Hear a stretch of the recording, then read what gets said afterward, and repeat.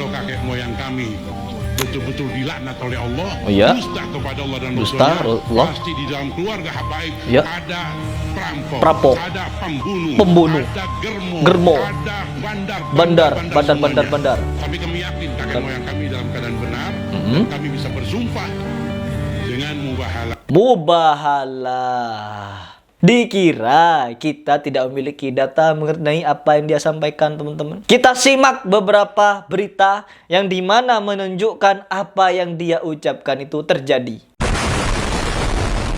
A'udzubillahiminasyaitonirrajim. Bismillahirrahmanirrahim. Teman-teman, di video ini saya ingin memberikan tanggapan terhadap salah satu video habaib, di mana habaib ini memberikan statement yang sangat-sangat menggelikan, sangat-sangat bahlul kalau menurut saya. Karena si Habib ini memberikan statement bahwa apabila keluarga kami ini hanya mengaku-ngaku sebagai keturunan habaib, maka tentulah laknat Allah akan menimpa kepada kita semua karena berdusta atas Nabi Muhammad. Begitu katanya. Dan tidak berhenti di situ. Apabila kami ini berdusta atas nasab kami, maka tentulah kakek moyang kami akan mendapatkan laknat dari Allah, katanya. Ya Allah, bukan kakek moyang. Banyak manusia, orang yang berdusta atas Nabi Muhammad.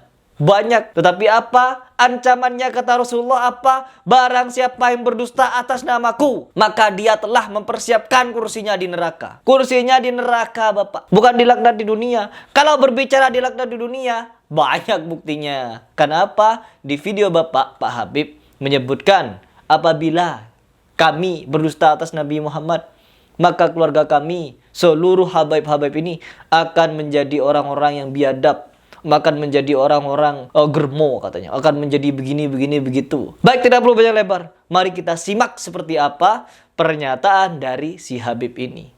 Demi Allah, Demi Allah, atas nama Allah, atas nama Allah, wabi kita bilah dengan kitab Allah. kitab Allah, Kalau Al-Quran. seandainya kakek moyang kami dusta kepada Allah dan Rasulnya, Oke. menyatakan kita sebagai nasab kepada Rasulullah padahal bukan, maka laknat akan turun kepada kakek moyang kami yang mengajarkan semua. Loh, kok kepada kakek moyang? Tentunya ini bukan cuma kepada kakek moyang, tetapi kepada kalian semua. Yang apabila tentang gaduh nasab ini tidak ditemukan ujungnya. Ya, saya pribadi tidak ikut-ikutan masalah gaduh nasab, Bapak. Entah nasab kalian itu benar tersampai kepada Rasulullah ataupun tidak sampai kepada Rasulullah, yang kami lakukan, yang saya lakukan pribadi adalah membantah kurafat-kurafat kalian. Oknum-oknum habaib ini yang banyak bercerita tentang kurafat-kurafat ngibul. Bercerita tentang Al-Faqih Muqaddam Mi'raj 70 kali. Apa itu? Tolol yang percaya hal seperti itu. Nabi Muhammad saja Mi'raj hanya sekali. Ini 70 kali dalam sehari. Selama sehari. Sehari apa itu? Sehari 12 jam maksudnya. Kalau sehari semalam 24 jam, Bapak. Di situ hanya disebutkan dalam sehari Al-Faqih Muqaddam Mi'raj 70 kali bertemu dengan Allah. Itu katanya karomah. Ngibul. Yang percaya dungu. Gak terima saya katakan dungu. Ya Allah, cerita seperti ini sudah merendahkan Nabi Muhammad SAW. Dan kalian dengan sengaja menerima cerita seperti itu, diam dengan cerita seperti itu, iya ngangguk-ngangguk mendengar cerita ngibul seperti itu. Dikira Nabi Muhammad lebih rendah daripada Al-Faqih Muqaddam. Allah, Mi'raj 70 kali. Ngapain Mi'raj? Nerima perintah sholat baru, nerima ajaran baru. Nabi Muhammad Isra wal Mi'raj itu untuk menerima perintah dari Allah Subhanahu wa taala tentang sholat. Ketika Al-Faqih Muqaddam lahir sampai dia wafat, malaikat atid berhenti nyatet. Enak, seluruh dunia itu gak ada kemaksiatannya dicatat. Top. Itu karomah katanya. Karomah ngibul. Karomah yang merendahkan syariat Islam. Lebih mulia mana Al-Faqih Muqaddam dengan Nabi Muhammad? Ketika Nabi Muhammad lahir, tidak ada catatan amal yang ditutup. Apalagi pencatat amal buruk berhenti nyatet. Oh, Harry Plus, jangan sok pinter, kalian yang sok dungu. Saya bukan sok pinter, saya sadar dengan kengibulan para habaib ini, oknum-oknum ini. Bercerita seenaknya ngelur ngidul. Dari kitab mana itu cerita? Siapa periwayat cerita itu? Dari mana kitabnya? Siapa pengarangnya? Allah, saya keras begini karena cerita demikian merusak syariat Islam. Bukan cuma Al-Faqih Muqaddam, Syekh Abdul Qadir Jailani juga difitnah membangkitkan orang mati 500 orang. Orang Yahudi yang dibangkitkan. Sekedar apa? Mencari cucu. Kok iya? Oh, saya kira ini sudah di padang mahsyar hari kiamat. Ternyata dibangkitkan karomah wali. Ketololan model apa yang diceritakan sampai orang-orang percaya? Jangan pakai akal Harry Pras kalau ingin berbicara tentang agama. Di dalam Al-Quran, lebih 100 ayat menekankan kepada kita untuk beragama Islam dengan menggunakan akal. Orang yang tidak berakal dilarang untuk beragama. Orang gila dilarang beragama sebelum ia waras. Orang tidur sebelum dia bangun. Kalau kita mengaku sebagai beragama Islam, tapi tidak menggunakan akal, buang saja akalnya. Gak usah berakal beragama. Loh, kok ngegas saya? Ya Allah, lanjut dulu.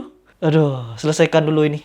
Kalau kakek moyang kami betul-betul dilaknat oleh Allah, Oh iya? dusta kepada Allah dan Dusta, Rasulnya, Allah. pasti di dalam keluarga habaib Ya. ada Perampok. ada pembunuh, Pembunuh. ada Germo. ada Bandar.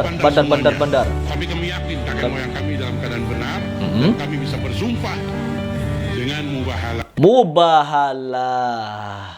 Dikira kita tidak memiliki data mengenai apa yang dia sampaikan, teman-teman. Kita simak beberapa berita yang dimana menunjukkan apa yang dia ucapkan itu terjadi. Yang pertama, Hani Yahya Assegaf. Kita bahas mengenai Hani Yahya Assegaf. Di mana Hani Yahya Assegaf ini terdeteksi sebagai bandar judi. Ya, dari mana beritanya? Ada di Google, kalian tinggal ketik saja. Hani Yahya Assegaf, agen Zionis itu diciduk di arena judi bola tangkas. Terciduk di tempat judi. Selain dia bertato-tato, dia juga mengaku bercita-cita jadi wali, teman-teman. Dan setelah mempunyai cita-cita seperti itu, dulu sebelumnya dia menjadi agen Zionis Yahudi. Kenapa jadi agen Zionis? Agen apaan? Dari laman ini kita bisa mengetahui, teman-teman, agen Zionis Yahudi, pendiri lobi Israel Indonesia, Hani Yahya Assegaf alias Han Segov. Waduh, Han Segov namanya. Keren. Kemarin, Rabu, pada pukul 17.30 WIB, diciduk Satuan Reserse Polres Jakarta Barat saat melakukan penggerebekan penjudian bola tangkas. Berkedok Yayasan Amal. Berkedok Yayasan Amal tapi isinya perjudian. Berkedok Yayasan Amal di Komplek Taman Duta Mas Blok D8 nomor 3 Kelurahan Jelambur Baru Kecamatan Grogol Petamburan Jakarta Barat. Petamburan itu dekat dengan markas besar FBI ya.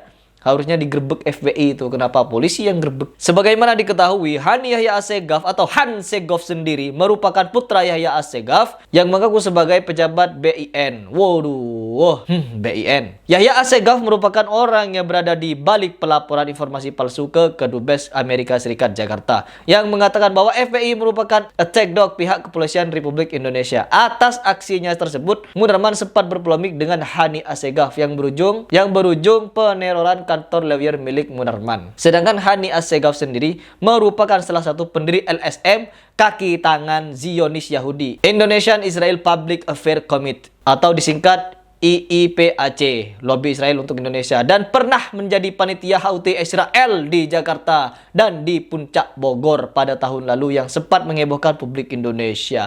Habib jadi agen Zionis Israel di Indonesia merayakan HUT Israel. Apa-apaan ente bib. Ini satu fakta lagi yang dimana menjawab sumpahnya si Habib siapa ini saya tidak tahu. Terus yang kedua, kalau berbicara tentang germo, gak jadi germo Bib, tetapi mencabuli. Sudah saya reaction videonya, ada salah satu Habib Al-Atos atau apalah begitu. Dia menjadi dobol, jadi ahli hikmah, membuka praktek dan prakteknya kepada perempuan-perempuan dipegang-pegang kemaluannya, dicabuli, dilaporkan ke polisi, ditangkap, dan setelah ditangkap dibuka bajunya atau dising-singkan lengan bajunya, ada tato perempuan seksi. Habib itu. Keluarga ente. Terus gak jauh dari situ ada, siapalah lupa saya, Toha bin Yahya. Viral itu. Ini nih videonya. Tonton. Jadi sumpah ente atau mubahalah ente, sebelum ente mubahalah sudah ditampakkan oleh Allah Subhanahu wa taala. Gak perlu mubahalah. Sudah ditampakkan sama Allah Subhanahu wa taala. Ada yang jadi bandar judi, ada yang menjadi agen Zionis, ada yang jadi dobol, dukun, cabul, ada yang nipu, ada yang begini.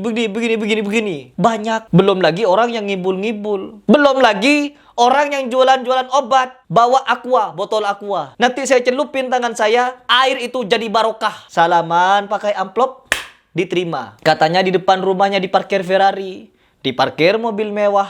tetapi disalamin pakai amplop diterima. Harusnya sebagai habaib yang memiliki kewibawaan, yang mengaku sebagai orang dermawan, kemana-mana ceramah tanpa diberi amplop. Ketika ada orang ngasih amplop, ambil amplopnya, tambah duit 3 kali lipat, balikin. Hitung-hitung sedekah. Oh enggak, diambil, ditaruh tangan kiri. Kalian mengaku sebagai cucu Nabi Muhammad SAW. Kalian mengaku sebagai orang yang di dalam diri kalian ada darah Nabi Muhammad SAW yang sangat mulia. Tetapi tindakan kalian seperti ini. Dongeng kurafat, cerita begini, berceramah begini, bersumpah mubahalah. Ujung-ujungnya banyak yang ditangkap polisi, diciduk polisi. Bukan cuma diciduk polisi. Dari kalangan kalian, ada yang mabuk depan rumahnya, digerebek. Emang kenapa kalau mabuk? Katanya. Allah, kelakuan apa kalian ini? Manusia model apa kalian? Kalian yang nonton video ini, sadarkan kepala kalian dari hipnotis oknum-oknum habaib yang membuat masyarakat kita ini dungu. Saya menyebutnya oknum, tapi banyak oknumnya. Saya takut sebenarnya untuk menyebut semua habaib. Karena apa? Ada habaib yang masih lurus. Yang saya bahas di sini adalah